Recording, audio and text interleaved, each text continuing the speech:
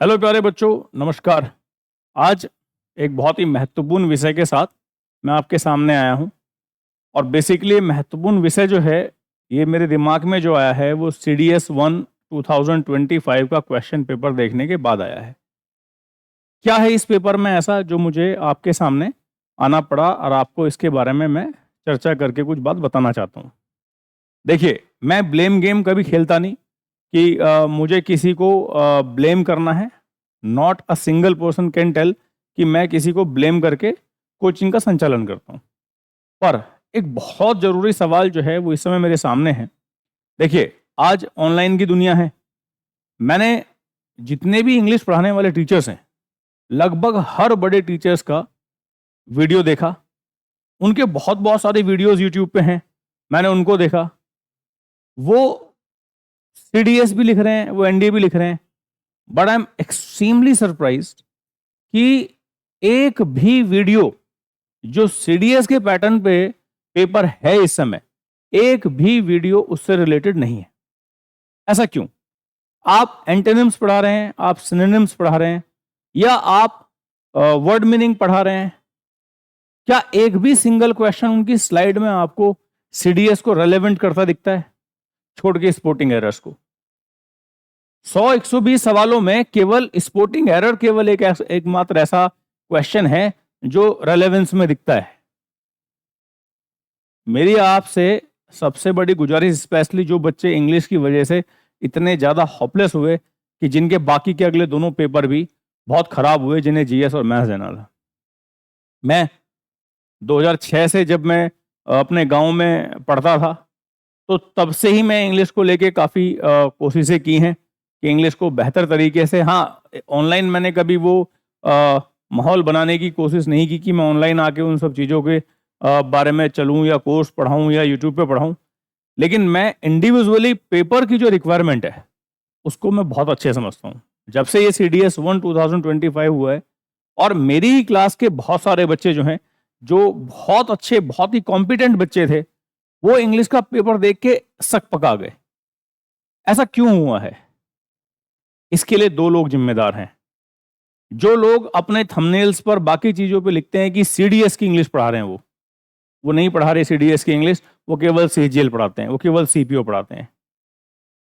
आप इस बार का CDS का इंग्लिश का पेपर उठा के देखिए, जैसे UPSC GS में सवाल पूछती है, इस तरह के सवाल पूछे गए हैं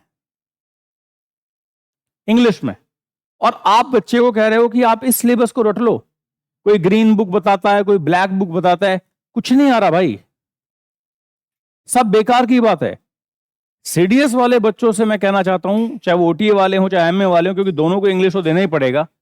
आप लोगों को मैं बताना चाहता हूं कि CDS का इंग्लिश का पेपर अब क्रैक करने के लिए आपको बहुत ज्यादा बेसिक्स पे जाना पड़ेगा। 10-10 सवाल पेपर में ऐसे दिख रहे हैं जिसमें आपसे gerund, infinitive, participle, noun, pronoun, adjective, adverb, यानी पार्ट्स ऑफ स्पीच। और बच्चा, लेकिन वो पूछा कैसे गया? NDA में वही सवाल अंडरलाइन करके पूछ लिया कि बताओ ये नाउन प्रोनाउन क्या है। लेकिन वहीं पे CDS में वो लिस्ट 1 और लिस्ट 2 करके पूछा गया। आपको समझना पड़ेगा, अगर आप किसी भी कोचिंग में SSC के साथ बैठ के इंग्लिश पढ़ रहे हैं, अगर आप किसी भी कोचिंग में CGL CPO के बैच में अगर आप इंग्लिश पढ़ रहे हैं, CDS के लिए पढ़ रहे हैं, तो वो केवल एक धोखा है आपके साथ। किसी भी कीमत में नहीं हो सकता भाई। और जो भी महानुभव इस बात को मेरी चैलेंज करना चाहता हो, उसके पास मेरा फोन नंबर बहुत आसान है निकालने, कोचिंग के नंबर, वो मेरे से सीधा संवाद स्थापित कर सकता है। लेकिन इस तरह की धोखेबाजी बच्चों के साथ मत करो कि आप थंबनेल पे लिख दिया आपने कुछ भी, और उसके अंदर कुछ भी कंटेंट जो है वो CDS का नहीं मिलता है। CDS 2 2024 का पेपर देख लीजिए, फिर CDS 1 2025 का पेपर देख लीजिए। इतना जमीन आसमान का अंतर आपको देखने को मिलेगा पेपर में कि ये किस तरह का पेपर पूछा जा रहा है। बहुत ज्यादा वोकैब पे सावधानी पूर्वक, अटेंटिवली काम करना पड़ेगा। डेली आपको एडिटोरियल्स वगैरह पढ़ने पड़ेंगे, क्योंकि पहले हम कहते थे, मैं खुद कहता था आपसे 2 साल पहले, 1.5 साल पहले, कि अगर दुनिया में सबसे आसान इंग्लिश कहीं पूछी जाती है तो सीडीएस में पूछी जाती है। लेकिन ये भ्रम मेरा टूट गया। तो इसीलिए मैं आपसे फिर से कह रहा हूं, मैं खुद इंग्लिश का टीचर हूं, मैं खुद इंग्लिश पढ़ाता हूं।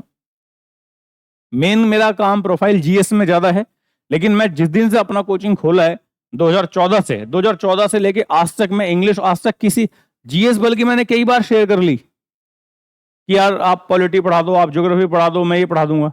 मैंने आज तक इंग्लिश किसी के साथ शेयर नहीं किया। क्यों? क्योंकि मुझे इंग्लिश पढ़ाने में, क्योंकि हम गांव के बालक हैं, यूपी बोर्ड से पढ़ के आए, हमेशा हमारे लिए अंग्रेजी की हवा रही और आज तक रहती है। अभी एनडीए में यूपी बोर्ड के बच्चे आ रहे हैं तो उनको देख के लगता है, उनके चेहरों को देख के, कि वो अफसोस महसूस करते हैं यार यूपी बोर्ड में क्यों पढ़े। तो इसीलिए अगर आप इस गलतफहमी में ना कि 250 रुपए का कोर्स खरीद के किसी एकेडमी का और आप सीडीएस की तैयारी कर सकते हैं, तो इससे बड़ी भूल कोई नहीं है। क्योंकि ओटीए वाला बच्चा आपको बताया आपको मेरिटोरियस इंग्लिश बनाएगी। आईएमए वाले बच्चे की फाइनल मेरिट में अगर वो इन और आउट होगा तो इंग्लिश बड़ा रोल प्ले करेगी। पहले कहते थे जीएस बहुत बड़ा रोल प्ले करती है, जीएस नहीं होती। इसलिए जब आप अब इंग्लिश पढ़ रहे हैं तो मैं तो आपसे केवल यही कहूंगा कि आप पहले पेपर को खुद देखें, एनालाइज करें, देखें आप उस पेपर में कहां स्टैंड करते हैं। अगर आपको लगता है कि उस पेपर में आप स्टैंड नहीं करते, कुछ नहीं करना, सबसे पहले अपने बेसिक्स पे जाना है। आई होप मेरी बात आपको समझ में आ रही होगी और आप फिर से रीओपन। हाँ, एक बात और, अगर इंग्लिश को लेकर आपको कोई भी डायलॉग, कोई भी संवाद करना है तो आप मेरे व्हाट्सएप नंबर पे डायरेक्ट जुड़ सकते हैं। लेकिन अब इंग्लिश मेरे लिए एक मिशन है और ये बात मैंने, जो ऑफलाइन हमारे यहाँ सीडीएस के बच्चे आ रहे हैं, मैंने उनसे भी कहा है, अब इस इंग्लिश के पेपर को ही देखना है, चाहे कुछ भी हो जाए। हमारा बैच सीडीएस में चैटवुड हमने शुरू किया है। थोड़ा यूनिक सा नाम आपको लगेगा, पर यह बड़ा हिस्टोरिकल नेम है। जो आईएमए में बच्चे ट्रेनिंग के लिए होते हैं या होंगे इस समय, वो समझ सकते हैं चैटवुड वर्ड का अपने आप में क्या बात है, क्या विशेष महत्व है। आज ये इंडियन मिलिट्री एकेडमी अगर बनी है तो सर चैटवुड की वजह से ही है, और इसलिए आईएमए में एक चैटवुड बिल्डिंग भी है। ठीक है, तो इसलिए हमने अपना सीडीएस में एक बैच चैटवुड जो है वो मॉर्निंग में शुरू किया है, और हमारा जो अगला बैच आ रहा है वो इवनिंग में आएगा विस्की के नाम से। हमारा जो अगला बैच आएगा वो इवनिंग में आएगा विस्की के नाम से। और ऐसे ही कुछ फिनोमिनल बैच जिनका संबंध है फौज से, उसे हम शुरू कर रहे हैं। तो आप लोग बिल्कुल इत्मीनान के साथ देखिए, अगर आप 20, 21, 22 साल में अगर आप अपना इंग्लिश बेहतर नहीं कर पाए तो ये सोच के तो यहां बिल्कुल मत आइए कि 2 महीने में आपका इंग्लिश बेहतर हो जाएगा। It will take time. लेकिन ये बात 100% है कि अगर आपने कोचिंग में 5, 6, 7, 8 महीने दे दिए तो फिर आप खुद कहेंगे कि आप आए कैसे थे और आप इस समय हैं कैसे। बहुत बहुत धन्यवाद। जय हिंद, जय भारत।